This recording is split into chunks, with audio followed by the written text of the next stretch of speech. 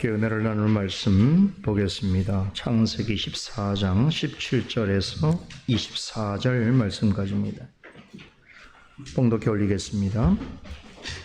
아브라함이 그돌라 오멜과 그와 함께 한 왕들을 파하고 돌아올 때에 소돔 왕이 사회의 골짜기 곧 왕곡에 나와 그를 영접하였고 살렘 왕 멜기세덱이 떡과 포도주를 가지고 나왔으니 그는 지극히 높으신 하나님의 제사장이었더라. 그가 아브라함에게 축복하여 가로되 천지의 주제시요 지극히 높으신 하나님이여 아브라함에게 복을 주옵소서. 너희 대적을 내 손에 붙이신 지극히 높으신 하나님을 찬송할지로다 하매 아브라함이 그 얻은 것에서 10분의 1을 멜기세덱에게 주었더라.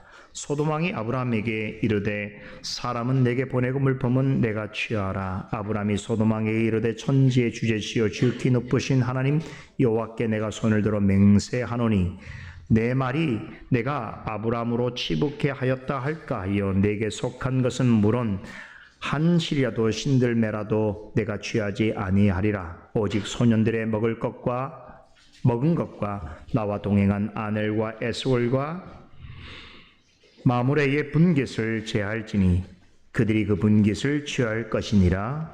아멘. 지난주에 우리는 창세기 14장에서 성경에서 최초로 언급된 전쟁에 대해서 살펴보았습니다. 이 전쟁은 고대 이방 족속들 간에 흔하게 발발했던 전쟁 중 하나입니다.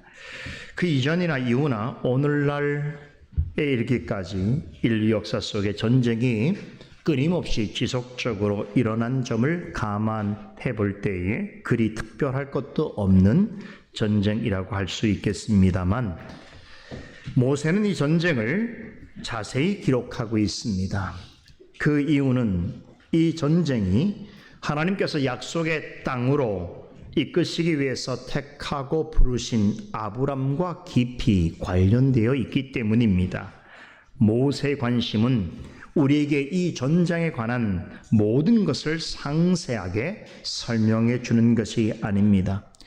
성경에 최초로 소개된 전쟁 기록이다 보니 다양한 관점에서 생각해 볼 점도 있고 또 궁금해 할 수 있는 부분도 있겠으나 성경이 전달하고자 하는 것 외에 더 많은 것을 알려고 하는 것은 이 전쟁을 기록한 저자의 목적에서 벗어나는 것입니다. 우리가 주목해야 하는 것은 아브라함이 이 전쟁과 어떻게 관련되게 되었으며 이 전쟁이 그의 생애와 믿음에 어떠한 영향을 미쳤는가 하는 것입니다. 이보다 더 중요한 것이 있습니다. 이 전쟁을 통하여 아브라함이 더욱 분명하게 깨닫고 확신하게 된 하나님은 어떤 분이신가 하는 것입니다. 바로 이 점을 우리에게 알려주기 위해서 모세가 이 전쟁에 관한 기록을 자세히 남기게 된 것입니다. 이 전쟁에 대해서 많은 것을 알고 싶다 하더라도 이 점을 놓친다면 본문을 제대로 이해한 것이라고 할 수 없습니다. 지난주에 이어서 오늘도 이 전쟁과 관련해서 성령께서 우리 모두에게 전해주시는 몇 가지 특별한 또 중요한 내용과 교훈을 상고해 보려고 합니다. 우선 지난주에도 잠깐 말씀을 드렸습니다만 이 전쟁이 일어난 경위와 과정에 대해서 먼저 간단하게 설명드리는 것으로 오늘 강설 내용을 시작하도록 하겠습니다. 당시 팔레스타인 땅을 중심으로 북방과 남방에 여러 민족들이 여러 종족들이 거주하고 있었습니다. 남방 지역의 5나라 왕들은 팔레스타인의 맹주인 북방의 엘람 왕 그돌라 오멜에게 12년 동안 조공을 바치고 있었습니다. 그런데 13년째 되던 해에 조공 바치는 일을 중단하고 배반을 획책합니다. 그러자 그돌라 오멜은 북방에 있는 다른 세 왕과 동맹을 맺어서 이듬해에 남방의 5나라 정복길에 나서게 됩니다. 북방 동맹국의 군사력은 가히 압도적이었습니다. 남쪽을 향해 가던 도중에 만난 몇몇 족속들을 싹쓸이 하듯 차례로 정복합니다.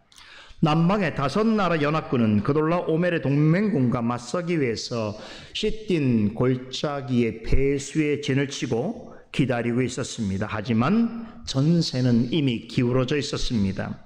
그들로서는 감당하기에 역부족이었습니다. 패배를 직감한 남방왕 소돔왕과 고모라왕은 전쟁 중에 산으로 도망칩니다. 그 덕에 북방 동맹군은 소돔과 고모라 지역을 손쉽게 손아귀에 넣습니다.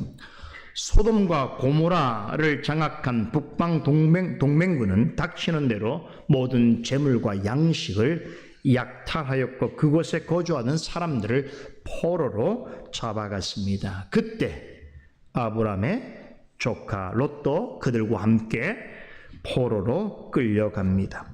전쟁터에서 겨우 도망쳐 나온 한 사람이 아브람에게 이 소식을 전해줍니다.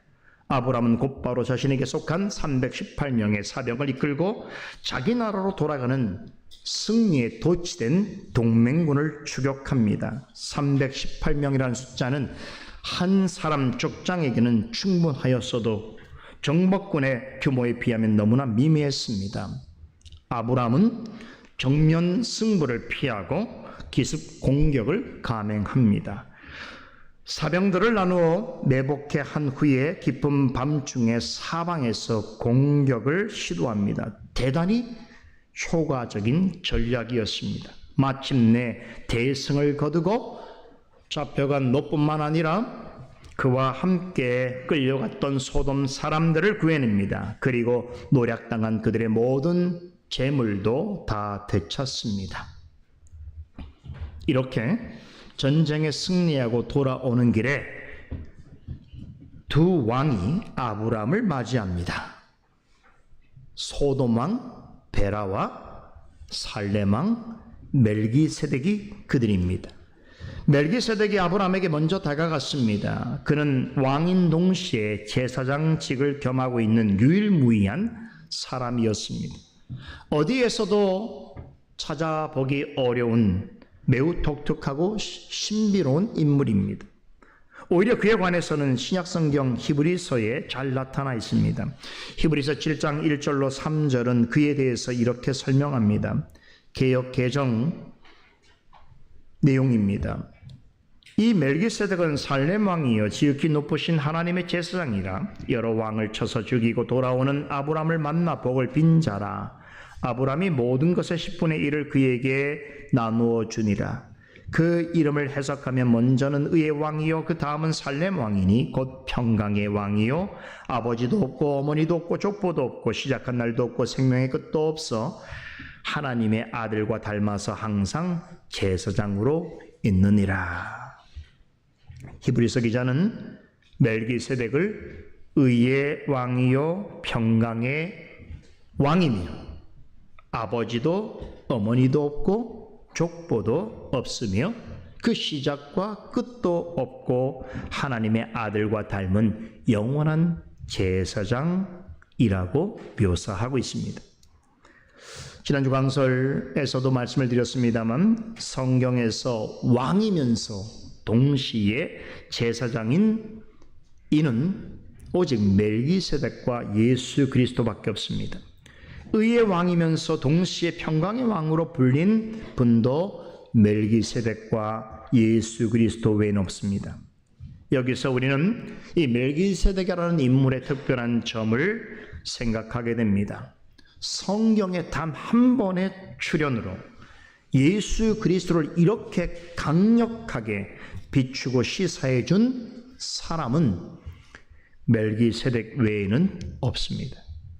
그는 오직 만왕의 왕이시며 완전한 대제사장이신 예수 그리스도를 나타내는 모형으로서 하나님으로부터 특별하게 구별함을 받아 이 땅에 온 사람입니다. 오직 이 목적만을 위하여 살았기 때문에 성경에 그토록 많이 나오는 그 흔한 족보도 없고 아버지, 어머니, 형제와 관련된 가족 관계에 대한 설명도 없습니다. 성경에는 그와 관련된 조상이나 가족에 대해서 아무런 언급을 하지 않습니다. 예수 그리스도에 관한 설명 외에는 성경은 그의 개인사적인 일에 대하여 침묵으로 일관하고 있습니다. 따라서 이 침묵에는 성경을 기록해 하신 성령님의 지극히 지혜로우신 뜻이 반영되어 있다 할 수 있습니다. 우리로 하여금 멜기세덱이라고 하는 인물을 대하고 상고할 때에 다른 것은 생각하지 말고 오직 그 원형이신 예수 그리스도만을 사색하고 그분을 찬양하도록 하기 위해 그의 삶에 대해서는 의도적으로 침묵하고 있습니다. 승리를 거두고 돌아오는 아브람에게로 다가가서 먼저 그를 맞이한 멜기세덱은 우리 주 예수 그리스도의 모형입니다. 그러기에 히브리서 기자는 히브리서 7장 4절에서 멜기세덱을 소개하면서 이 사람이 얼마나 높고 위대한가를 생각해 보라라고 명합니다. 이 말은 멜기세덱이라는 한 인물이 위대하다는 뜻이 아닙니다. 하나님께서 멜기세덱을 통해서 드러내고자 하시는 참 원형이신 예수 그리스도야말로 참으로 높고 위대하시다는 것을 강조하고 있는 것입니다. 멜기세덱에 대해서 말하면서 또 생각하면서 그의 원형으로 오신 예수 그리스도를 떠올리지 않고 그분을 찬송하고 경배하지 않는다면 그것은 잘못된 일입니다.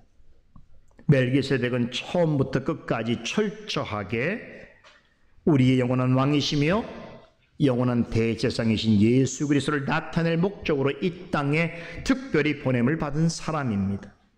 그러기에 그에 관한 족보도 필요 없고 그의 아버지 어머니에 관해서도 침묵하는 것은 당연한 일입니다. 모세는 성육하신 예수님을 직접 보지 못했지만 성령의 영감 안에서 믿음으로 말미암아 멜기세덱이 장차 오실 메시아의 모형이라는 것을 알았습니다.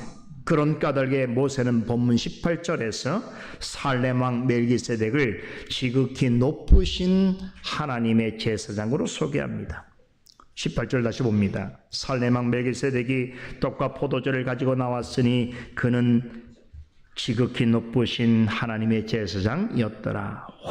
이 한 구절 속에는 성경 역사에 엄청나게 중요한 개념들이 무려 3가지나 포함되어 있습니다.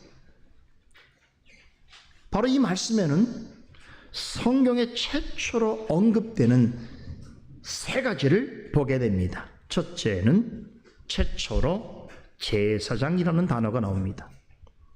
둘째로 지극히 높으신 하나님이라는 칭호가 처음으로 등장합니다. 한 가지 더 있습니다. 뭘까요? 떡과 포도주라는 말이 최초로 언급되어 있습니다. 떡과 포도주, 제사장, 지극히 높으신 하나님이라고 하는 이 3가지 개념을 결합시킬 수 있는 유일한 이는 오직 예수 그리스도밖에 없습니다. 이런 점에서 지극히 높으신 하나님의 제사장인 멜기세덱이 아브라함을 맞이하기 위하여 떡과 포도주를 가지고 나왔다는 것은 너무나 의미심장한 일입니다.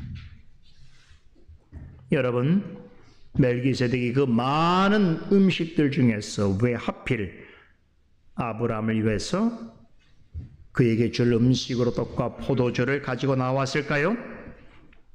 그가 가지고 온 떡과 포도주는 장차 십자가에서 죄인들을 구원하기 위하여 자신을 희생 제물로 드리신 예수 그리스도의 살과 피를 상징합니다. 구약 시대의 제사장들은 이스라엘 백성의 죄를 속죄해 주기 위해서 죄를 대속하는 피를 언약궤에 뿌렸습니다. 그런데 구약 시대에는 이 제사장직은 오직 레위 지파에 속해 있는 아론의 반차를 쫓는 사람만이 될 수 있었습니다. 그런데 당시 제사장은 오직 이스라엘 백성의 죄만 속죄하는 역할을 하였을 뿐이었고, 그렇다고 해서 자신이 다른 사람의 죄를 사해 줄 수 없었습니다. 제사장 역시 하나님 앞에서 속죄받아야 할 죄인이었기 때문입니다. 하지만 예수님은 다릅니다.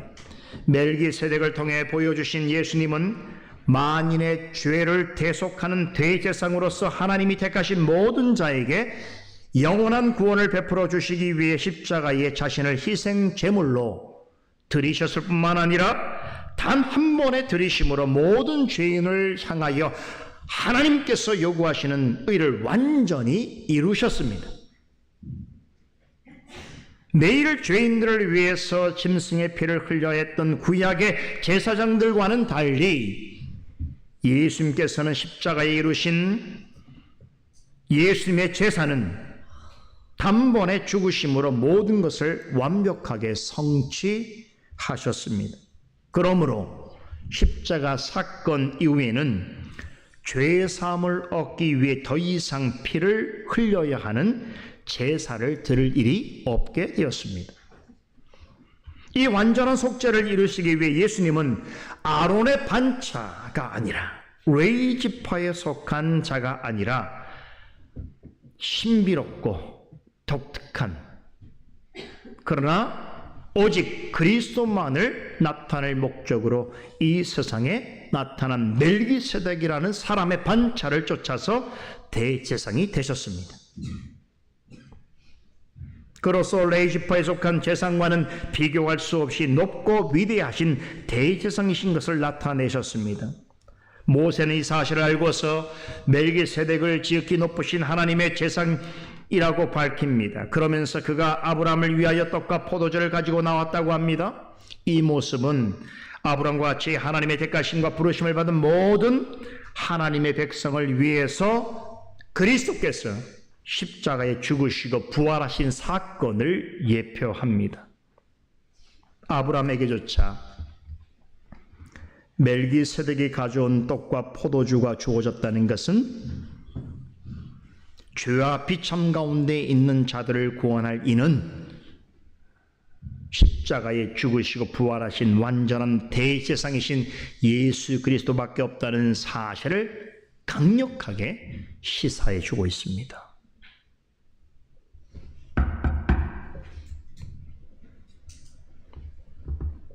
자는 시간 아니에요.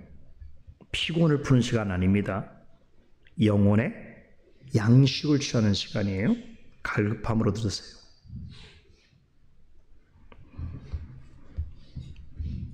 이어지는 19절과 20절에는 떡과 포도주를 가지고 아브라함에게 나온 멜기세덱이 그를 축복하는 내용이 나옵니다.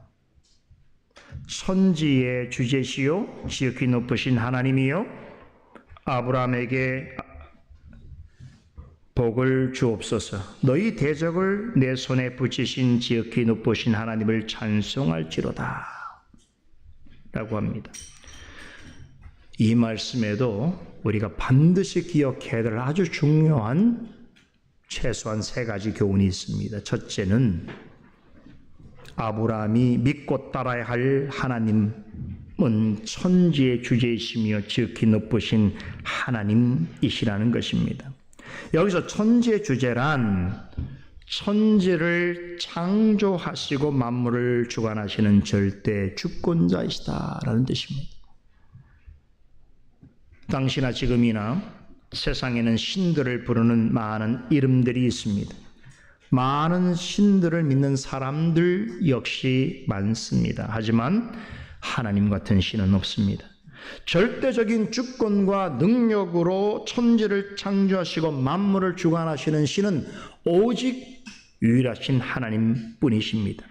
이어서 멜기세덱은 하나님을 지극히 높으신 하나님이라고 밝힙니다. 이 호칭 꼭 기억하세요. 지극히 높으신 하나님, 히브리어로 엘리온이라고 하는 말이에요. 엘리온. 엘이라고 하는 말은 하나님을 뜻합니다. 여기서 엘리온은 지극히 높다라고 하는 뜻입니다. 이 말은 올라가다, 오르다라고 하는 뜻을 가지고 있는 히브리어 올라라고 하는 단어에서 파생되었습니다. 그래서 구약 성경에서는 이 말은 주로 번제단에 올려놓은 번제단에 제물을 올려놓을 때, 또 그 제물이 불에 타서 연기가 되어서 하늘로 올라갈 때의 상황을 묘사할 때 주로 이 단어가 사용되어집니다. 그런데 그보다 더 깊은 영적인 의미가 있습니다. 바로 이 올라라고 하는 단어는 십자가에 죽으시고 부활하신 예수 그리스도를 나타냅니다. 따라서 멜기세덱이 언급한 지극히 높으신 하나님은 죄인들을 구원하기 위해 십자가 제단에 자신을 희생제물로 드리시고 십자가에 달려 죽으셨으나 약속대로 3일 만에 부활하시고 마침내 하나님 보좌에 오르신 예수 그리스도를 가리킨다고 보아도 무방합니다.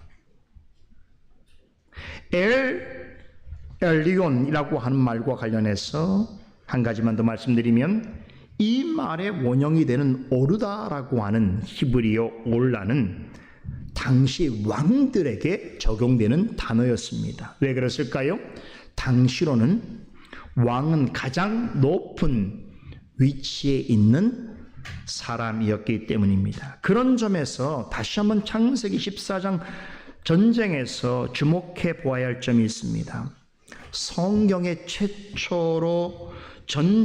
최초의 전쟁 이야기로 소개된 이 내용은 다르게 말하면 왕들의 이야기라고 할 수 있을 만큼 많은 왕들이 등장합니다. 창세기 14장 전쟁 내용에서 왕이라고 하는 이 말은 무려 28번이나 반복해서 나옵니다. 또 이 사건이 있기 전에 아브라함은 당시 최강대국 애굽의 바로 왕을 직접 만났습니다. 또 얼마 후에는 팔레스타인의 최강자 그돌라 오멜과 강력한 군사력을 지닌 정복군 새 왕과 대치하기도 했습니다. 자, 그런데 이런 창세기 14장에 나타난 모든 왕들에 관한 이야기의 끄트머리에 누가 등장합니까? 바로 살렘 왕 멜기세덱이 나옵니다. 그리고 그는 지금까지 아브라함이 만났던 왕들과 전혀 다른 한 왕을 소개합니다. 그분이 누굽니까?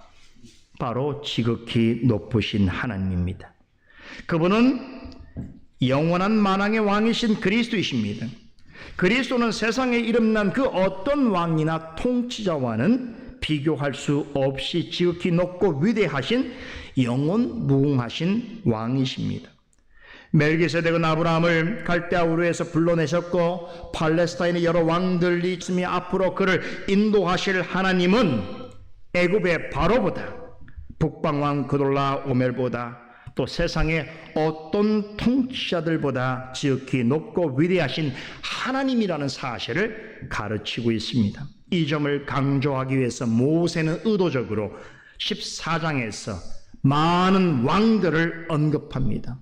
이로써 멜기세덱이 전한 하나님은 이 모든 왕들 중에 참되고 유일한 왕이시며 어떤 세상의 왕들과도 비교할 수 없는 위대하고 영원하신 왕이라는 점을 더욱더 부각시키고 있습니다. 둘째, 멜기세덱은 아브라함에게 하나님이 너희 대적을 내 손에 붙이셨다라고 선포합니다. 지난주에도 말씀을 드렸고 또 오늘 강설 초대에도 언급했습니다만 우리는 이 전쟁을 통해서 아브라함의 새로운 면모를 보게 됩니다. 이 전쟁을 승리로 이끈 아브라함은 우리가 종전에 알고 있던 아브라함보다 훨씬 더 크고 멋진 사람이었습니다. 한낱 유목민의 혹은 족장 한 사람에 불과했을 것이라고 생각되었던 아브라함은 정말 대단한 사람입니다. 적은 수의 사병으로 어떻게 강력한 군사력을 지닌 내왕 동맹군을 대항하고 승리할 것인지를 그는 알고 있었습니다. 그는 뱀처럼 지혜롭고 사자처럼 용맹스러운 사람이었습니다. 또한 비둘기처럼 평화를 사랑하였고 곰처럼 힘과 끈기로 적을 제압할 수 있는 능력을 소유하고 있었습니다. 이 같은 아브라함의 모습은 날마다 크고 작은 영적 전쟁을 치르며 살아가야 하는 우리에게 진정한 그리스도인의 군사의 모습이 어떠해야 하는가를 잘 말해주고 있습니다. 영적 전쟁에서 승리하기 위해서 이전부터 무엇을 준비해야 할 것이며 또 전쟁에 나갈 때에 가져야 할 마음가짐과 태도가 어떠해야 하는지를 잘 가르쳐주고 있습니다. 여하튼 우리는 지난 본문에서 아브라함의 영적인 모습을 볼 수 있었습니다. 그런데 멜기세덱은 전쟁에서 승리하고 돌아온 아브라함에게 이런 말씀을 전합니다.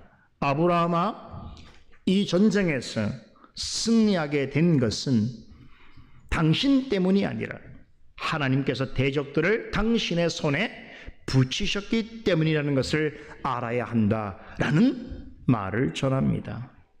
무슨 말입니까? 싸운 것은 아브라함이지만 승리하게 하신 이는 하나님이시라는 것입니다. 우리도 마찬가지입니다. 영적 전쟁을 치러야 하는 것은 우리 자신입니다. 그런데 이 전쟁에서 승리하는 비결은 우리 자신에게 있지 않습니다. 에베소서 6장에서는 영적 전쟁의 승리의 비결을 이렇게 전합니다. 여러분 잘 아시는 말씀인데요. 에베소 6장 10절에 13절 말씀입니다. 너희가 주 안에서와 그 힘의 능력으로 강건하여지고 마귀의 관계를 능히 대적하기 위하여 하나님의 전신갑주를 입으라. 우리의 씨름은 혈과 육을 상대하는 것이 아니요 통치자들과 권세자들과 이 어둠의 세상 주관자들과 하늘에 있는 악의 영들을 상대함이라. 그러므로 하나님의 전신갑주를 취하라. 이는 악한 날에 너희가 능히 대적하고 모든 일을 행한 후에 서기 위함이라 라고 말씀합니다. 한 가지 말씀 더 인용합니다. 고린도후서 10장 3절로 4절은 우리가 육신으로 행하나 육신에 따라 싸우지 아니하노니 우리의 싸우는 무기는 육신에 속한 것이 아니요 오직 어떤 견고한 진도 무너뜨리는 하나님의 능력이라 라고 말씀합니다. 아브라함의 선한 마음과 지혜와 용기는 전쟁에서 승리하는데 필요 조건이었습니다. 하지만 그것만으로는 충분치 않았습니다. 그것은 부차적인 요인이었습니다. 아브라함이 승리하게 된 결정적인 원인은 하나님에게 있었습니다. 하나님께서 대적들을 그의 손에 붙이셨기 때문에 승리할 수 있었습니다. 이 사실을 전쟁에 승리하고 돌아온 아브라함에게 지극히 크신 하나님의 제사장인 멜기세덱이 가르쳐주고 있습니다. 셋째는 멜기세덱은 아브라함에게 하나님을 찬송하라고 권합니다. 여러분 놀랍지 않습니까? 아브라함을 처음 만난 낯선 사람이 그것도 대승을 거두고 돌아온 전쟁 영웅에게 대적을 내 손에 부지신 지극히 높으신 하나님을 찬송하라고 명령한다는 것은 일반적인 상황에서는 있을 수 없는 일입니다. 아브라함보다 더 크고 높은 위치에 있지 않다면 할 수 없는 말이지요. 또 상대방이 이 말을 듣고 순종할 거라고 하는 확신 없이는 하기 어려운 말이기도 합니다. 그렇다면 멜기세덱이 어디서 이런 확신을 얻고 이렇게 권세 있는 말을 전할 수 있었을까요? 그것은 자신이 지극히 높으신 하나님의 제사장으로 보냄을 받았다는 사실을 확신하고 있었기 때문입니다. 멜기세덱은 자신이 지극히 높으신 하나님이 보내신 왕요 제사장임을 잘 알고 있었습니다. 그래서 자신을 보내신 하나님의 신적 권위를 빌어서 아브라함에게 승리하게 하신 하나님은 천지의 주제이시여 만물의 소유주이시여 역사의 주관자이시며 모든 것 위에 지극히 높으신 모든 것을 다스리시고 모든 것으로부터 높임을 받으시기 합당하신 하나님이라고 하는 사실을 선포한 후에 그런 하나님께 찬송과 영광을 돌리라고 명령한 것입니다. 구원받은 백성이 행해야 하는 모든 전쟁은 하나님 여호와께 속하여 있습니다. 하나님의 백성을 위한 모든 전쟁은 그 성격이 물리적이든 혹은 영적이든 간에 하나님에게 속해 있습니다. 하나님의 허락 없이는 시작되거나 진행되지 않습니다. 하나님이 성도에게 허용하신 전쟁은 하나님의 개입하심과 능력으로 반드시 승리하게 하십니다. 그러므로 하나님이 허락하신 전쟁은 참여한 성도들에게는 도리어 복받을 기회가 되는 것이며 하나님은 이것을 통해서 스스로 영광을 받으십니다. 전쟁에서 승리하고 돌아온 아브라함에게 멜기세덱은 하나님이 어떤 분이신가에 대해서뿐만 아니라 전쟁에서의 최종 승리는 하나님께 속한 것이며 그것을 위해 하나님이 도우셨다는 사실을 가르쳤습니다. 여러분, 이런 멜기세덱의 교훈에 대해서 아브라함은 어떻게 반응했을까요? 전쟁에서 얻은 것 중에 10분의 1을 살레망 멜기세덱에게 드렸습니다. 이 같은 아브라함의 행동은 최소한 다음에 두 가지 사실을 내포합니다. 첫째는 아브라함은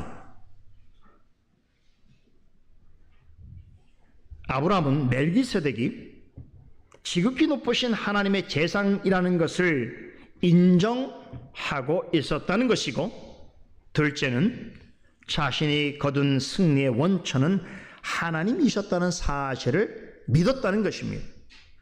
외적으로 보면 아브라함이 싸워 승리한 전쟁이라고 생각할 수 있지만 실은 이 전쟁은 하나님께 속한 것이었으며 하나님께서 자신과 자신이 구해낸 사람들에게 복을 주시고 또한 그 일을 통하여 스스로 영광을 받으시기 위해 허락하시고 이끄신 전쟁이라는 것을 아브라함은 알게 되었던 것입니다. 그러기에 그는 하나님께 감사와 영광을 돌리는 마음으로 제사장 멜기세덱에게 11조로 감사의 예물을 바쳤습니다. 바로 이 대목에서 우리는 성경 최초로 11조에 관한 언급을 듣게 됩니다. 최초로 11조를 말하는 본문입니다.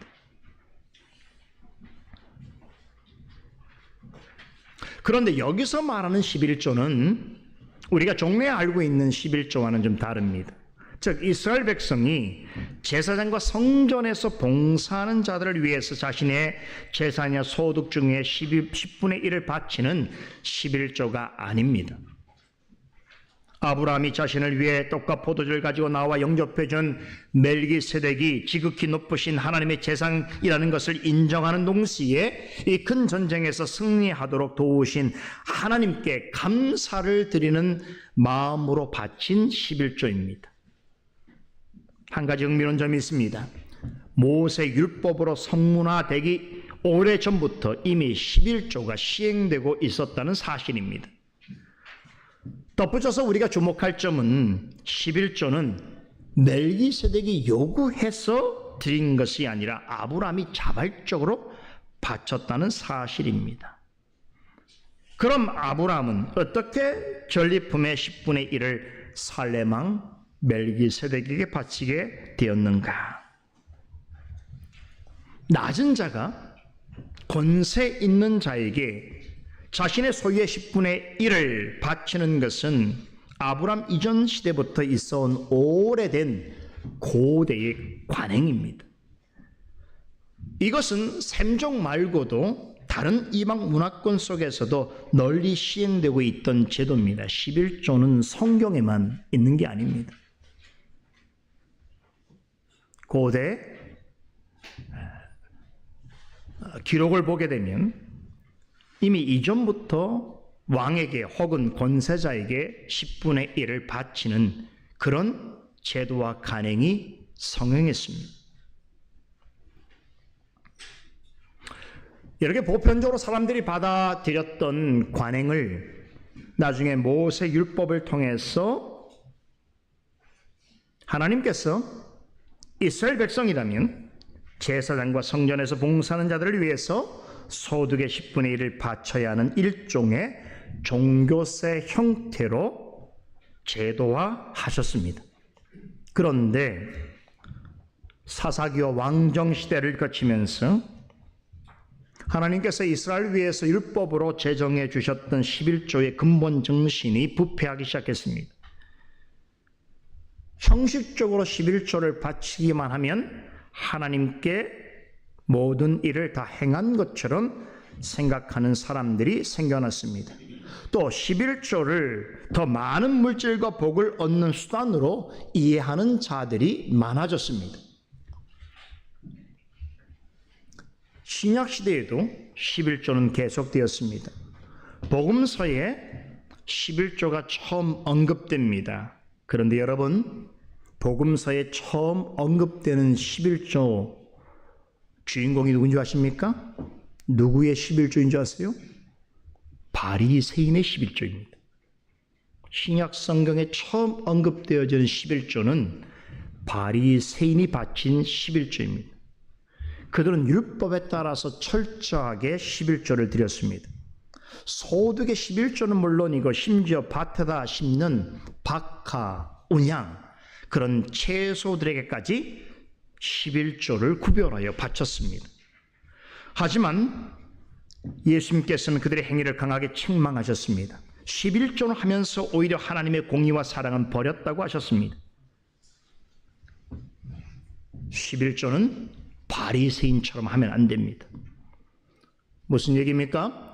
11조를 드리는 것으로 자기 의를 드러내거나 공로를 쌓으려 하거나 혹은 억지로나 감사함이 없이 기계적으로 율법 조문을 지키듯이 해서는 안 된다는 것입니다. 11조를 한다고 해서 10분의 1만 하나님의 것이고 나머지는 내 것이라고 생각하는 생각은 아주 잘못된 것입니다. 딱 10분의 1만 드리고 종교적 의무를 다했으니 그 나머지는 내 마음대로 아무렇게도 사용해도 괜찮다라고 하는 생각은 11조의 근본 정신을 악용하는 것입니다. 11조는 나를 위해 언제나 일하시고 이끄시며 승리하게 하시는 하나님께 감사와 찬송을 드리고 내가 살아가는 것이 나의 힘에 의해서가 아니라 하나님의 돌보심과 도우심 때문이라는 것을 고백하면서 감사한 마음으로 물질로 헌상하는 일종의 신앙 고백입니다. 혹자는 아브라함이 11조를 드린 장면을 두고서 멜기세덱의 11조를 거두기 위해서 그 앞에 나타났다라고 해석하기도 합니다. 딱한 해석이죠. 성경을 이런 식으로 봐서는 안 되는 것입니다. 본문에는 그것을 암시하는 어떤 내용도 나와 있지 않습니다.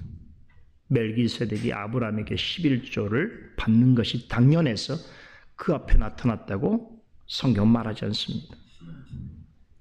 아브라함은 자신을 영접해 준 멜기세덱이 하나님이 보내신 왕요 제상이라는 것을 인정함과 동시에 전쟁에서 승리를 주신 하나님께 감사하고 영광을 돌리는 마음으로 11조를 드렸습니다. 이 사건을 놓고 히브리서 기자는 히브리서 7장에서 아브라함이 드린 11조는 단지 멜기세덱이라는 왕에게 바친 것이 아니라 그를 보내신 지극히 높으신 하나님께 드린 것이라고 해석합니다. 우리가 오늘 하나님께 11조를 드릴 때에 사람에게 드리는 것이 아니라 단지 교회라고 하는 종교 단체에 드리는 것이 아니라 지극히 높으신 하나님께 드리는 것입니다. 더 흥미로운 사실은 히브리서 7장 9절을 보게 되면 이후에 이스라엘 백성들로부터 11조를 받게 된 레위는 아브라함을 통해서 11조를 하나님께 바쳤다고 합니다. 보세요.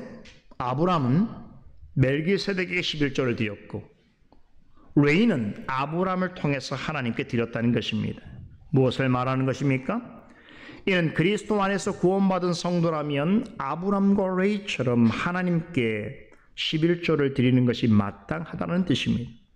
그런데 앞에서 말씀드린 것처럼 중요한 것은 11조의 정신에서 벗어나는 태도를 해서는 안 된다는 것입니다. 바리새인처럼 자기 의와 공로를 내세우거나 어떤 이들처럼 자기 입속을 챙기고 더 많은 물질을 얻기 위한 수단으로 사용하거나 하나님의 행하신 일들을 전혀 숙고하지 않고 감사한 마음 없이 억지로 드리는 11조가 되어서는 안 된다는 것입니다. 11조는 하나님께서 베푸신 은혜에 감사하면서 또한 하나님이 행하실 일들의 기대와 소망을 가지고 즐거운 마음으로 자원함과 감사함으로 드려야 합니다. 11조는 정확하게 10분의 1하고는 액수를 말하는 것이 아닙니다. 그런 생각하는 분들이 있죠. 율법적으로 딱 10분의 1. 근데 그렇게 생각하려고 그러면 정확하게 10분의 1을 계산해야 하는데 보통 안 해요. 그렇죠? 수입과 소득의 10분의 1을 딱 10분의 1만큼 잘라야 11조가 된다고 생각하는 분들이 있는데 그런 분들은 대부분 정확하게 10분의 1을 나누지 않습니다. 그렇죠? 그런 의미가 아니에요. 10분의 1이라고 해서 정확하게 기계적으로 10분의 1만큼만 드려야 된다는 것이 아니에요. 그렇게 하려고 했던 사람들이 바리새인들입니다. 하나님의 공의와 사랑은 저버리고 오로지 행위만을 드러낸다고 말씀하셨단 말이에요. 10분의 1을 하나님께 드린다는 것은 내가 먹고 살 수 있는 모든 여건과 물질을 공급해 주시는 분이 하나님이시라는 사실을 인정하는 것이고, 그러하신 하나님은 나의 모든 것을 지키시고 도우시고 인도하시는 나의 구원자여 구주이심을 고백하는 것입니다. 이렇게 말씀드리면 이런 질문을 하는 분이 있습니다. 그런 일을 마음으로만 하면 안 되나요? 마음으로 하나님을 그렇게 생각하고 인정하면 될 것 아닙니까? 꼭 물질을 구별하여 드려야만 하나요? 라고 묻거나 묻고 싶은 분들이 많죠. 다시 한번 말씀드리지만 11조를 드리는 것은 하나님만이 나의 물질과 나의 생명의 주인 되신다는 것을 고백하는 일입니다. 하나님이 나를 위해 행하신 일들을 기억하고 감사하는 것이며 하나님 앞에서 탐심과 교만을 내려놓는 훈련이기도 합니다. 무엇보다도 하나님이 베푸시는 은혜와 사랑에 나의 삶을 전적으로 드리겠다라는 결심을 나타내는 헌신과 순종의 표현이기도 합니다. 이것이 11조를 포함해서 성경에서 가르치는 모든 헌금과 물질 헌상의 기본 정신입니다. 하나님께서는 구원받은 성도가 이러한 마음으로 드리는 행위를 통해서 하나님의 기뻐하신 일들을 행하십니다. 예를 들어서 이러한 성도의 하나님 기뻐하시는 헌상을 통하여서 교회를 세우시고 복음을 전하게 하시고 성도들을 부르시고 양육하십니다. 그리고 율법의 참된 정신인 하나님 사랑과 이웃 사랑을 실천하게 하십니다. 그렇게 하심으로 이 땅에 하나님 나라를 확장하시고 하나님의 거룩한 공의와 사랑을 나타내십니다. 그런데 하나님께 받은 것이 있음에도 불구하고 말로만 하나님을 사랑한다고 할 뿐 말씀에 따라서 감사의 예물을 드리는 생활을 하지 않는 이들이 있습니다. 이들은 하나님을 온전히 믿고 사랑하고 순종한다고 할 수 없습니다. 이런 사람은 물질에 소망을 두는 자일 뿐 하나님께 소망을 두는 자가 아닙니다. 야고보서의 가르침에 따르면 믿음이 있노라 하지만 실제로는 행함이 없는 죽은 믿음을 가진 자입니다. 여러분, 이런 행동으로는 하나님이 기뻐하시는 열매를 절대로 얻지 못합니다. 그래서 주님께서 뭐라고 말씀하셨어요? 내 보화가 있는 것에 내 마음이 있다고 하셨어요. 참된 믿음은 반드시 믿음에 합당한 행함으로 완성되어지는 것입니다. 행함도 없으면서 그 믿음이 이루어질 것이라고 생각하는 것은 공상이고 기만입니다. 아브라함은 자원함과 감사함으로 11조를 바침으로 멜기세덱이 가르쳐준 하나님께 자신의 믿는 바를 행함으로 드러냈습니다. 전쟁을 통해서 얻은 전리품의 10분의 1을 드림으로 전쟁의 승리는 자신에 의해서가 아니라 하나님의 간섭하심과 도우심의 결과였다는 것을 순순히 받아들였습니다. 뿐만 아니라 멜기세덱을 통해 알게 된 하나님은 하늘과 땅의 창조주시요 또한 지극히 높으신 하나님이시라는 것을 인정하고 고백했습니다. 멜기세덱은 그러하신 하나님께서 아브라함에게 복 주시기를 기원합니다. 쉽게 말하자면 하나님의 말씀을 전하는 사역을 맡은 자를 통해서 약속하신 복을 주시겠다라고 선언하신 것입니다. 하나님의 은혜와 축복을 받는 자리에 있다면 하나님께 감사하는 것은 지극히 당연한 것이죠.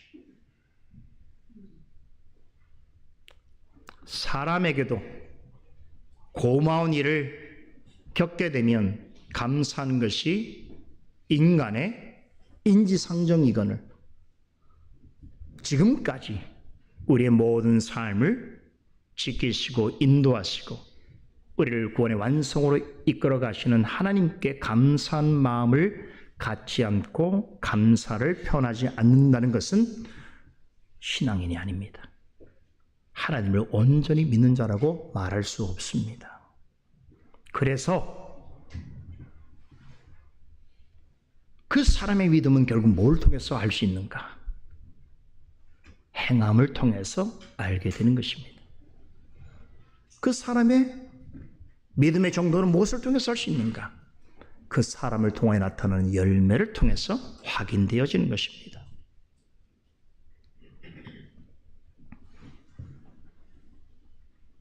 아브라함은 멜기세덱을 통해서 그가 하나님께서 보내신 제사장이요 왕이며 또 그가 가르쳐주신 하나님은 천지의 주제이시요 지극히 크신 하나님이라는 사실을 알고 자신이 지금까지 살아왔던 모든 생애와 과정 속에 특별히 지난번에 겪었던 전쟁 속에서 승리하게 하신 것은 하나님이심을 알고 감사함과 자원함과 즐거움으로 물질을 통하여 하나님 되심을 인정하고 고백하게 된 것입니다.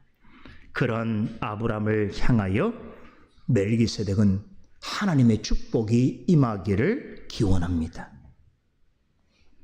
그 축복이 어떻게 이루어질까요? 곧 우리는 보게 됩니다. 하나님이 약속하신 축복이 아브라함에게 어떻게 임하게 되는지 곧 보게 될 것입니다. 그리하여 우리도 아브라함처럼 해야 합니다. 아브라함 같은 믿음으로 드리기에 힘쓰는 자에게는 멜기세덱이 아브라함에게 축복을 빌어 주었듯이 하나님께서는 반드시 합당한 복을 주십니다. 자, 지금까지 아브라함과 멜기세덱 사이에 있었던 일을 말씀드렸는데, 자, 이 두 사람의 모습, 이 두 사람 사이에 나누는 대화를 곁에서 유심히 지켜보는 또 한 사람이 있었습니다. 아브라함이 전쟁에서 승리하고 돌아왔을 때 그를 맞이한 또 한 명의 왕입니다. 누굽니까? 소돔 왕 베라입니다. 14장 2절에 이에 이름이 나와 있지요. 베라라고. 멜기세덱과 소돔은 왕이라고 하는 타이틀을 빼고는 멜기세덱과 베라는 왕이라고 하는 타이틀을 빼고는 거의 모든 면에서 달랐습니다. 이 두 사람을 생각하면 마치 빛과 어둠 같습니다. 흙과 백의 차이 같아 보입니다. 이름부터 다릅니다. 살렘 왕 멜기세덱. 이 살렘은 평화라고 하는 뜻입니다. 고로 살렘 왕은 평화의 왕을 일컫습니다. 그에 반해 소돔은 극단적으로 악하고 부패한 것을 뜻합니다. 소돔 왕이 다스리는 소돔은 역사상 최악의 도시였습니다. 지금까지도 소돔은 모든 죄악과 악덕의 대명사로 기억되고 있습니다. 이런 악명 높은 것을 지배하는 통치자답게 소돔왕은 아브라함을 처음 만난 자리에서 마귀의 관계가 섞인 제안을 합니다. 그게 21절 내용입니다. 사람은 내게 보내고 물품은 내가 취하라 라고 하지요. 다시 말해서 내가 데려온 사람들은 나에게 돌려주고 네가 취한 물건은 네가 가져라, 이렇게 하는 말입니다. 여러분은 이 소돔 왕의 제안이 어떻게 들립니까? 얼핏 보면 매우 상식적인 말처럼 들려지지요. 되게 상식 같죠. 그죠?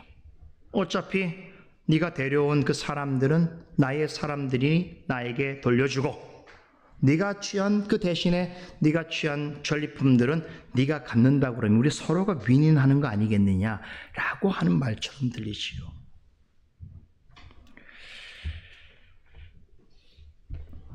제가 이 내용을 통해서 이 관심이 있어서 지난주에 이와 관련된 많은 주석들을 살펴봤어요.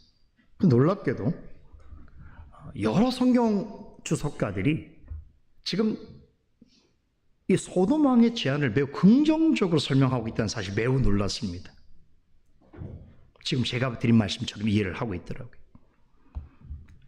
그런데 저는 동의하지 않습니다. 왜냐하면 우리는 그동안 이 성경 창세기 본문 전체를 지금 흐름을 따라 쫓아오기 때문에 이 사건만 따로 별도로 두는 것이 아니기 때문에 모세가 이 사건을 기록한 의도도 봐야 될 것이고 또 전체 본문의 흐름도 우리가 생각하게 되어지는데 제가 볼 때는 그런 관점에서는 이 소돔 왕의 제안을 긍정적으로 본다는 것은 매우 어려운 일입니다. 몇 가지 제가 증거를 말씀드리겠습니다. 소돔 왕은 누군가에게 호의를 베풀 만큼 성정이 그리 좋은 사람이 아닙니다. 소돔이라고 하는 도시에서 악하고 태폐적인 일들이 매일 행해졌다는 것만 보더라도 이곳을 다스린 통치자의 성정이 어떠했을 것인지에 대해서는 우리가 미루어 짐작해 볼 수 있습니다. 그가 결코 공정하거나 너그러운 통치자라고 말할 수 없는 더 확실한 이유가 있는데요. 여러분, 북방왕 그돌라 오멜이 동맹군을 이끌고 시딤 골짜기까지 쳐들어왔을 때 어떤 일이 벌어졌습니까? 좀 싸우다가 질 것 같으니까 산으로 도망쳐버린 사람이 바로 이 소돔 왕이에요. 자기의 군사들을 다 버려두고 역청 가운데 빠져서 많은 사람이 죽고 또 도망치는 사람이 있었지 않았습니까? 그런 군사들을 두고 산으로 도망친 사람이 바로 이 사람입니다. 그리고 어딘가에 숨어 있다가 아브라함이 전쟁에서 승리를 거두고 돌아오자 마치 선한 군주처럼 그를 맞으러 나옵니다. 지난주 강설 시간에 소돔 왕이 아브라함을 영접한 이야기를 제가 간단하게 전해드리면서 소돔 왕이 아브라함에게 환대를 베풀었다라고 하는 표현을 제가 사용했더라고요. 근데 사실 여러분들이 오해를 하실 것 같아서 오늘 정정합니다. 그것은 엄밀하게 말하면 환대가 아니라 위장된 호의입니다.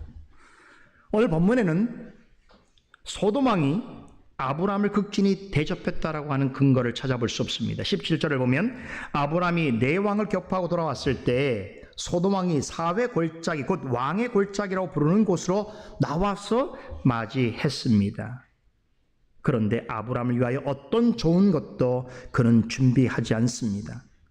살레망 멜기세덱은 아브라함을 위하여서 떡과 포도주를 가지고 나와 그를 영접했지만 소돔 왕 베라는 아브라함을 영접하러 나오면서 아무것도 가져오지 않습니다. 그는 비겁하기도 하지만 대단히 뻔뻔합니다. 소돔 왕은 아브라함에게 그 어떤 고마운 마음도 표현하지 않고 다만 그가 데려온 사람들을 자기에게 보내고 취한 물품은 아브라함에게 취하라고 합니다. 이것은 마치 왕이 공을 세운 사람에게 호의를 베풀듯이 하는 말입니다. 하지만 이것은 진정한 전쟁에 패배한 왕으로서는 할 수 있는 말이 아닙니다. 전쟁에서 취한 전리품은 전적으로 승자의 몫입니다. 고대 사회는 더 그랬습니다. 이 전쟁에서 소돔 왕은 완벽한 패배자입니다. 그것도 전쟁 중에 자기 군사들과 백성들을 버리고 도망친 비겁하고 치졸하기 이를 데 없는 나쁜 군주입니다. 그는 이 전쟁의 승리에 그 어떤 점도 기여한 것이 없습니다. 그런 자가 전쟁의 실제 주역인 아브라함에게 무엇을 하라 마라 명령하는 것은 참으로 역겨운 상황이 아닐 수 없습니다. 전쟁에서 얻은 사람들과 전리품을 어떻게 처분할 것인가 결정할 권리는 오직 진정한 승자인 아브라함에게 있습니다. 그럼에도 소돔왕은 아브라함에게 어떤 호의나 특혜를 베풀 만한 위치에 있는 것 마냥 행세하고 있습니다. 이런 점에서 볼 때 도망갔던 소돔왕이 아브라함 앞에 재빨리 나타난 것은 진심으로 그를 환영하기 위해서라기보다는 사람이든 물품이든 그가 취하여 온 것 중에 더 많은 것을 자기가 찾기 위하여 서둘러 왔다는 것을 알 수 있습니다. 사람은 내게 보내고 물품은 내가 가지라고 한 말은 그의 그런 의도를 드러낸 말입니다. 이 말에는 아주 교묘한 기만과 속임이 숨어 있습니다. 이 말은 방금 전에 살렘왕 멜기세덱이 아브라함에게 축복하면서 전한 말과 완전히 정반대됩니다. 멜기세덱은 아브라함에게 천지의 주제이시여 지극히 높으신 하나님이여 아브라함에게 복을 주옵소서 너희 대적을 내 손에 붙이신 지극히 높으신 하나님을 찬송할지로다 라고 전했습니다. 이 말씀을 통해서 멜기세덱은 전쟁을 이기게 하신 이는 천지의 주제여 지극히 높으신 하나님이란 사실과 더불어서 사실을 암과 더불어서 그러므로 오직 하나님께 찬송과 영광을 돌리게 되었습니다. 이에 대해서 아브라함은 자신이 취한 전리품의 10분의 1을 살렘왕 멜기세덱에게 드림으로 하나님께 대한 경외심과 사랑과 하나님께서 행하신 일에 대한 기쁨과 감사를 고백했습니다. 그러나 소돔왕은 패배자로서 말할 자격도 없으면서 마치 자신이 좋은 것을 줄 수 있는 것처럼 거짓된 호의를 보입니다. 소돔왕은 사람은 내게 보내고 물품은 내가 가지라고 말합니다. 이것은 아브라함을 시험하고 있는 것입니다. 아브라함에게 명성과 부중에 명예와 부중에 하나를 선택할 것을 요구하고 있습니다. 여기서 사람은 내게 보내라고 한 말은 전쟁에서 승리한 아브라함이 데려온 사람들을 자신에게 돌려주라는 뜻입니다. 그렇게 한다면 아브라함은 사람들로부터 아주 관대하고 훌륭한 사람이라고 하는 그 명예를 얻게 될 것이라고 하는 의미가 내포되어 있습니다. 그리고 물품은 네가 가지라 라고 하는 말은 그러므로 네가 부자가 되어라 라고 하는 뜻을 부자가 되는 것을 선택하라 라고 하는 의미가 있습니다. 이렇게 소돔왕은 은근히 아브라함에게 명예와 부 중에 하나를 택할 것을 종용하고 있습니다. 자, 그런데 여러분 이 말을 하고 있는 그 의도 속에 숨겨있는 마귀의 관계를 읽을 수 있어야 됩니다. 이것은 아브라함에게 선택할 기회를 주는 것이 아니라 오히려 그의 선택을 통하여서 아브라함을 비난하기 위해서 만들어낸 일종의 노림수이고 덫입니다. 만약에 아브라함이 그의 제안을 듣고 두 가지 모두를 선택하고자 했다면 아마도 욕심 많은 정복자라고 그를 비난하였을 것입니다. 그렇지 않고 아브라함이 그의 제안을 받아들여서 예상대로 명예보다는 부를 선택하게 되어진다면 어떻게 했을까요? 아브라함 역시 세상의 다른 사람들과 별반 다르지 않는 별별 없는 사람이라고 비난했을 것입니다. 지금 아브라함이 처한 것과 같은 상황이라면 대부분의 사람들은 어떻게 할까요? 아마도 소돔 왕이 예상한 것 같은 선택을 할 것입니다. 명예보다는 현실적인 부를 얻는 것을 선택할 것입니다. 그런데 아브라함이 진짜로 명예 얻는 것보다 부를 선택했다면 소돔 왕은 아브라함이 믿는 하나님과 그의 신앙에 대해서 의심하고 조롱하는 명분으로 삼았을 것입니다. 그러면서 아브라함이 부자된 것은 원래는 자신이 가질 수 있었지만 자신이 손해를 감수하고 자신의 재물을 갖도록 해준 덕분이라고 떠벌리고 다녔을 것입니다. 만약에 예상치 않게 아브라함이 부 대신에 명예를 선택했다면 왕의 명성에 도전할 하고자 하는 불순한 생각을 가진 요주의 인물이라고 비난했을 것입니다. 이처럼 사람은 내게 보내고 물품은 내가 가지라라고 하는 소돔 왕의 말에는 아브라함이 어떤 선택을 하든 간에 조롱하고 비난하려고 하는 의도가 숨겨져 있습니다. 소돔 왕의 간교한 행동에서 결코 잊어서는 안 될 중요한 사실이 한 가지 더 있습니다. 마치 자신이 아브라함에게 무언가 좋은 것을 줄 수 있는 것처럼 속이고 있다는 것입니다. 말씀드린 대로 소돔 왕은 완전한 패배자입니다. 전쟁에서 패배자에게는 전쟁에서 얻은 것들을 어떻게 처분할 것인지에 대한 결정할 권리가 없습니다. 이것은 오직 승자의 몫입니다. 그런데도 소돔 왕은 자신이 승자인 것처럼 행동하고 있습니다. 바로 여기에서 우리가 마귀의 관계를 보아야 합니다. 이것이 마귀의 주특기입니다. 여러분, 마귀가 광야에서 예수님을 어떻게 시험하려 했습니까? 돌로 떡을 만들어서 배고픔을 해결해주고 성경 꼭대기에서 뛰어내려도 안전을 보장해주며 엎드려 절하면 세상의 모든 권세와 영광을 줄 수 있는 것처럼 유혹했습니다. 그렇게 할 수 있습니까? 못하지요. 그 권세는 오직 하나님께 있습니다. 그러나 마치 자신이 그러한 권세를, 영광을 줄 수 있는 자처럼 속이고 있습니다. 자신의 말을 듣고 따르기만 하면 세상의 물질과 안전과 권력을 얻을 수 있는 것처럼 속이려 했습니다. 예수님께서는 이러한 마귀의 속셈을 아시고 그의 유혹과 시험을 3번 다 말씀으로 물리치셨습니다. 사실은 마귀는 그리스도의 십자가 사건으로 이미 철퇴를 맞았습니다. 작은 영적 싸움에서는 지금도 활개치고 있지만 거대한 영적 전쟁에서는 이미 패배하였습니다. 그럼에도 마귀는 소돔 왕이 아브라함에게 무언가를 줄 수 있는 것처럼 말하듯이 하나님의 자녀들에게 자신의 말을 듣고 따르면 원하는 것을 얻을 수 있는 것처럼 속이고 있습니다. 그러나 이것은 절대로 상대방에게 유익을 끼치려 하는 것이 아닙니다. 그것을 빌미로 오히려 그를 정죄하고 속박하려는 것입니다. 만일에 아브라함이 소돔 왕의 제안을 따랐다면 어떻게 됐을까요? 멜기세덱의 가르침과 자신이 고백한 모든 것을 스스로 무너뜨리는 결과를 초래하였을 것입니다. 아브라함의 신앙과 영적 주의는 위협받게 되었을 것입니다. 무엇보다도 계속적으로 소돔 왕을 비롯해서 하나님을 대적하는 사람들의 입에 오르내리면서 온갖 조롱과 비난을 받았을 것입니다. 그렇겠죠. 하나님을 믿는다고 하더라도 역시나 세상 사람들처럼 명예와 부 앞에서 부를 찾는구나. 하나님을 믿는 사람이라고 해도 다를 게 하나도 없구나. 입방아에 오르내렸겠지요. 선택이 쉬운 것이 아닌 거예요. 지혜로워야 돼요. 그러나 감사하게도 아브라함은 소돔 왕의 관계를 꿰뚫어 보았습니다. 그래서 소돔 왕이 예상한 것과 전혀 다른 결정을 내립니다.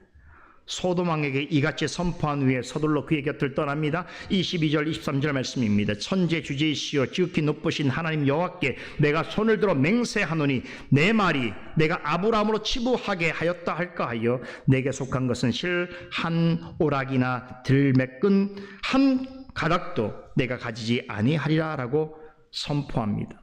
아브라함은 쉽게 말하자면 전쟁에서 얻은 것 중에 실오락이 한 가닥이라도 갖지 않고 내가 다 내려놓겠다라고 선언한 것입니다. 여러분, 갖는 것은 자신의 권리입니다. 승자의 몫입니다. 그럼에도 불구하고 아무것도 취하지 않겠노라고 한 것입니다. 만약에 일부라도 취했다면 전쟁 덕분에 혹은 소돔 왕 덕분에 부자가 되었다는 비난을 피할 수 없었을 것입니다. 아브라함이 전쟁에 참전하였던 것은 재물을 얻기 위해서가 아니었습니다. 오직 조카를 사랑하고 그를 구해내겠다라고 하는 순수한 동기에서였습니다.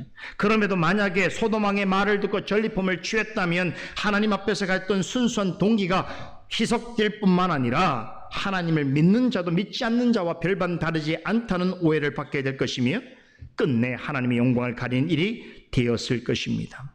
원문 성경을 보게 되면 아브라함은 아무것도라고 하는 말을 2번이나 언급합니다. 혹시라도 자신의 미숙한 판단과 행동으로 인하여서 오해가 발생할 것을 미연에 차단하기 위해서 아무것도 가지지 않으려는 말을 2번이나 언급합니다. 이 같은 일은 말로는 쉬울 수 있어도 실제 행동으로 옮기는 것은 대단히 어려운 일입니다. 하지만 아브라함에게는 세상이 주는 부와 명성보다 하나님을 소유하는 것이 더 중요했습니다. 전리품을 챙기는 것보다 그것으로 인해서 하나님의 영광을 가리지 않는 것이 훨씬 더 중요했습니다. 그래서 자신이 행할 수 있는 권리와 취할 수 있는 재물을 내려놓습니다. 그리고는 멜기세덱이 가르쳐준 말씀에 근거하여 소돔 왕에게 천지의 주제이시요 지극히 높으신 하나님 앞에서 전쟁의 결과와 관련하여서 어떤 권리도 내세우지 않을 것이며 아무것도 갖지 않겠노라고 엄숙히 맹세했습니다. 여러분, 이 맹세는 소돔 왕에게 한 것이 아닙니다. 형식상으로는 소돔 왕에게 한 말이지만 실제로는 지극히 높으신 하나님 앞에서 한 맹세입니다. 하나님 믿지 못하는 사람들이 맹세해봐야 아무 소용없는 거예요. 그 의미를 알지 못합니다. 그에게 한 말 같지만 사실은 오직 살아계시고 참되신 하나님 앞에서 맹세한 것입니다. 이렇게 함으로써 아브라함은 살렘왕 멜기세덱의 가르침이 참으로 옳으며 자신이 그러하신 하나님을 믿고 고백하는 것이 참으로 진실되다는 것을 하나님 앞과 사람들 앞에서 증명해 보였습니다.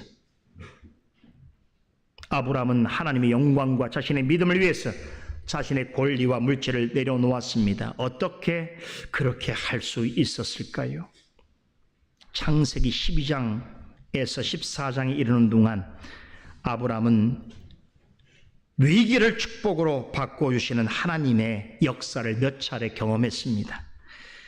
12장에서 애굽으로 갔을 때 자신의 실수로 인하여 큰 위기에 빠져나올 수 없는 상황에서 하나님께서 그 위기를 복된 역사로 바꾸시는 일을 그는 이미 경험했습니다. 그러니까 애굽에서의 경험은 그의 삶에서 엄청난 신앙의 진보와 새로운 하나님께로 나아가는 어떤 믿음의 분수령이 되었던 것 같습니다. 특별히 무언가 중요한 것을 결정해야 할 때에 이 상황에서 하나님의 영광을 위하여 자신의 것을 내려놓을 때에 언제 그랬죠? 롯과 함께 어느 곳을 가야 할지를 생각할 때 자신의 선택권이 먼저 있지만 그것을 내려놓고 하나님을 의지하였을 때에 하나님께서 직접 일하시고 모든 것을 책임져 주신다는 것을 깨달았습니다. 여러분, 이런 체험적인 신앙이 있어야 하는 거예요. 이런 체험적인 신앙이 마귀의 유혹과 물질의 유혹을, 욕심을 이길 수 있는 중요한 계기로 작동한 것입니다. 내가 무엇을 움켜쥐려고 애쓰는 것보다 하나님이 주시는 것을 받아 누리는 것이 더 크고 복되다는 것을 그는 체험적으로 깨달은 것입니다. 다음 주에 살펴볼 창세기 15장에서는 지금보다 더 성숙해진 아브라함의 모습을 우리가 만나게 되어지는데,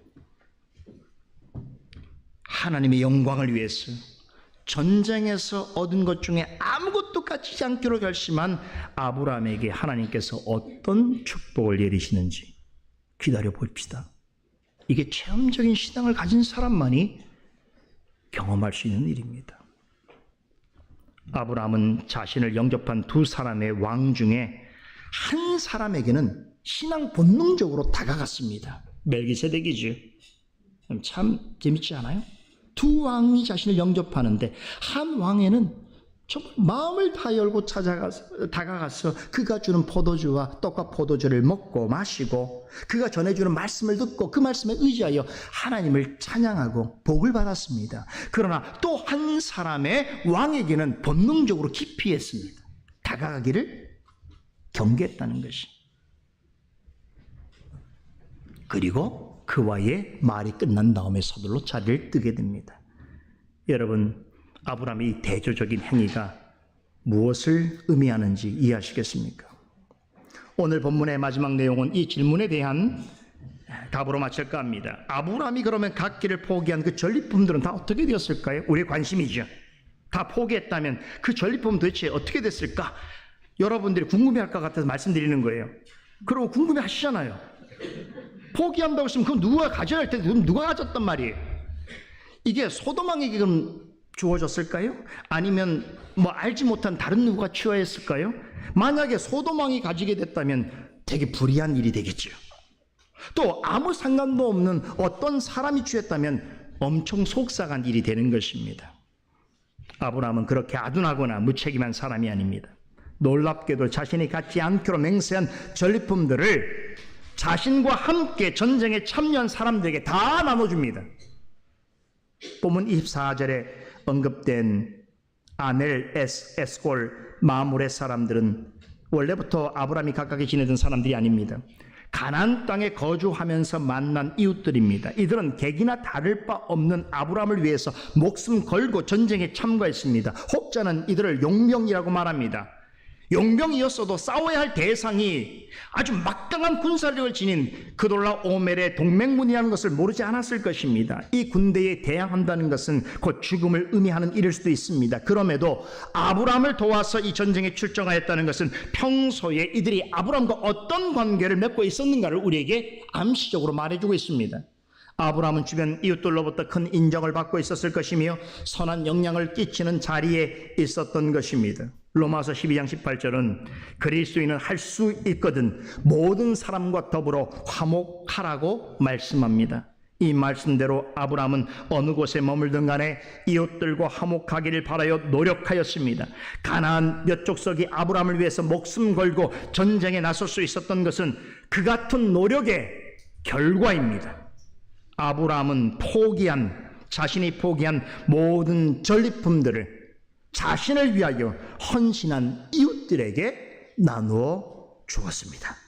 이로써 아브라함은 하란에서 부르심을 받을 때에 하나님께서 그에게 하신 약속의 말씀이 성취되는 것을 직접 경험합니다. 뭐라고 하셨습니까? 너를 축복하는 자에게 내가 복을 내리고 땅의 족속이 너로 인하여 복을 얻을 것이라고 하신 그 말씀대로 비록 이방인이라 할지라도 아브라함을 도와서 도운 가나안 족속은 아브라함으로 인하여 하나님이 주시는 축복을 받아 누릴 수 있게 하여 준 것입니다. 이것은 곧 하나님의 말씀의 성취입니다. 우리도 아브라함처럼 우리를 돕고 이해하고 인내하는 우리의 이웃들에게 하나님이 주시는 은혜와 축복을 사심없이 기쁘게 나눠줄 수 있는 삶이 되어지기를 소망합니다. 기도하십시다. 거룩하신 하나님, 말씀을 통하여 우리에게 은혜를 주심을 감사합니다. 오늘도 주신 말씀을 마음에 담고 한 주간에 우리의 생명의 양식으로 삼으며 하나님 앞에 더 가까이 가기를 원합니다. 우리에게 깨닫는 은혜를 허락하여 주시고 말씀의 깨달음을 조차 옳은 행위로 나아갈 수 있도록 은혜를 베풀어 주시옵소서. 감사드리며 예수 그리스도 이름으로 기도드리옵나이다.